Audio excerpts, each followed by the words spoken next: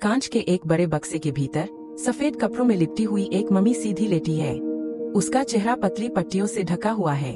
सामने एक छोटा सा बोर्ड लगा है जिस पर लिखा है फेरो सूर्य देव का पुत्र। जरा कल्पना कीजिए, कभी इसी मम्मी के सामने हजारों लोग जमीन पर सिर झुकाकर खड़े होते थे। इसे सिर्फ राजा नहीं बल्कि धरती पर जीवित भगवान माना जाता था। जिस सभ्यता ने गणित, विज्ञान और इंजीनियरिंग के ऐसे सिद्धांत विकसित किए कि आज भी उनके बनाए पिरामिड देखकर लोग कहते हैं इन्हें इंसान नहीं एलियंस ने बनाया होगा। लेकिन सवाल यह है, एक इंसान इतना शक्तिशाली कैसे बन गया कि पूरी सभ्यता उसे भगवान मानने लगी? और फिर वही महान इजिप्शियन सभ्यता अचानक इतिहास से गायब कैसे हो गई? आज की इस कहानी में हम समझेंगे इजिप्शियन सभ्यता का उदय, उसका चरम और उसका पतन, नील नदी और सभ्यता की नींव। आज से लगभग 8000 वर्ष पहले चारों ओर सूखा रेगिस्तान था, लेकिन इस बंजर भूमि के बीच एक चमत्कार बहता था, नील नदी। हर साल नील नदी में बाढ़ आती, पानी खेतों को ढक लेता और पीछे छोड़ जाता। गहरी काली उपजाऊ मिट्टी, इसी मिट्टी ने जन्म दिया गेहूं, जौ, सब्जियों और जीवन को।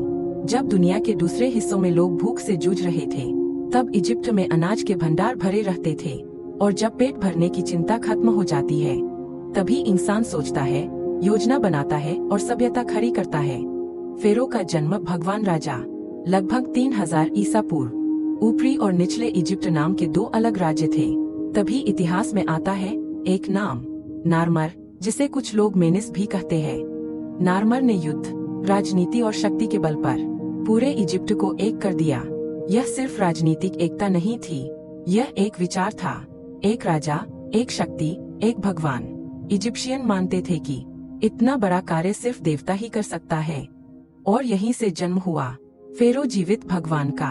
पिरामिड युग पत्थरों में अमरता 2600 से 2100 ईसा पूर्व के बीच शुरू होता है।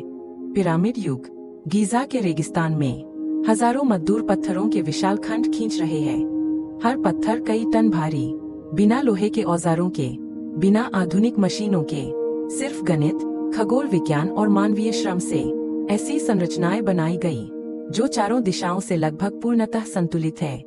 ये कब्र भगवान बने राजाओं के लिए, और ये मजदूर गुलाम नहीं थे बल्कि कुशल कारीगर थे जो मानते थे कि फेरो के लिए काम करना सीधे देवताओं की सेवा है। ममीकरण और मृत्यु के बाद का जीवन।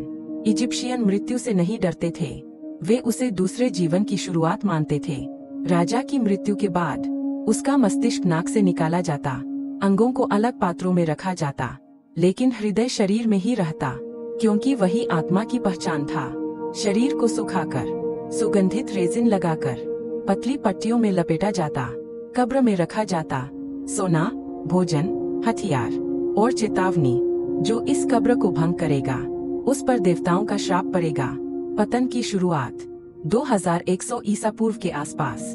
नील की बाढ़ कमजोर पड़ने लगी, फसलें घन गईं, लोगों को लगा देवता नाराज है।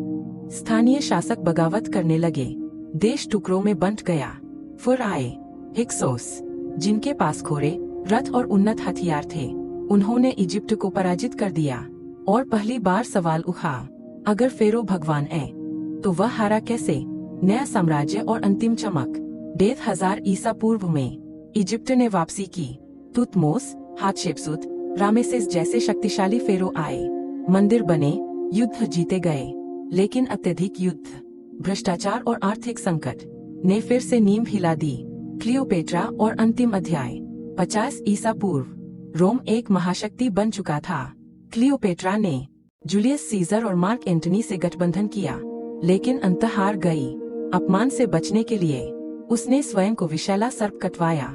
30 ईसा पूर्व इजिप्ट रोमन साम्राज्य का एक प्रांत बन गया। निष्कर्ष, इतिहास का संदेश, पिरामिड आज भी खड़े हैं, लेकिन जिन राजाओं को भगवान माना गया वे अब सिर्फ कहानियां हैं। इतिहास हमें यही सिखाता है, जब किसी समाज में शासक को भगवान बना दिया जाता है तो पतन सिर्फ समय की बात होती है। संगीत धीमे धीमे समाप्त। अगर आपको यह कहानी पसंद आई हो तो वीडियो को लाइक और शेयर जरूर करें, चैनल को सब्सक्राइब करें और अगली रहस्यमय कहानी के लिए जुड़े रहें।